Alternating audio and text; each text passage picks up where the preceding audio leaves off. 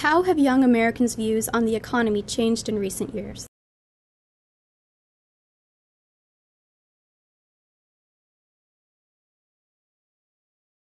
Young adults' views on a wide range of economic issues, from universal health care coverage to their views of labor unions to assistance for the needy, have become much more progressive in recent years. And while young minorities, our study particularly looked at young blacks and Hispanics, remain more progressive than young whites on a lot of issues, young whites are actually closing this gap in recent years.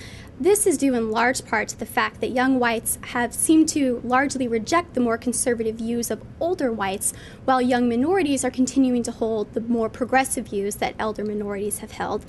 And this is making it so that even though the millennial generation is the most diverse generation that we have seen, their views on a lot of economic policy issues are actually much more cohesive. Why are the views of young blacks, Hispanics, and whites more similar now? Well, one thing I think it's important to note is not only are the views of young blacks, whites, and Hispanics much more similar when it comes to economic policy issues, they're also much more similar when it comes to how to address these issues. And they again are holding much more similar or progressive viewpoints on how to address these economic problems.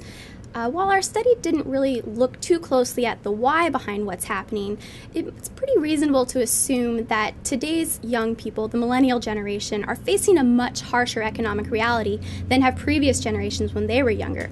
They've grown up in a time of declining healthcare coverage, they're facing a weak labor market, they're dealing with skyrocketing costs for higher education and debt levels, and so they seem to be perhaps rejecting the more conservative views and ways of dealing with economic issues and are embracing the more progressive alternatives. Will this diverse group of millennials affect the political landscape and the upcoming election? While it's hard to predict what will or won't happen on November 4th and beyond, I think it's important to remember that the millennial generation is a large generation, and they are also more politically engaged than have been previous generations of young people.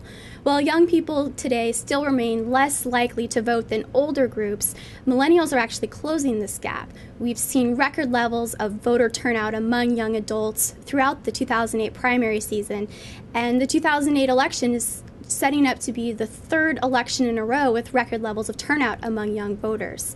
It's also important to note that young adults have consistently cited the economy as the number one issue they think about during an election cycle, not just this year. And it seems safe to assume that they're going to vote with the economy at heart when they head to the voting booths this November. And since they were already saying this before we found ourselves in the current economic situation that we're in today, it should be reasonable to assume that they will bring those progressive viewpoints on the economy to the voting booths, not only today, but in future elections to come.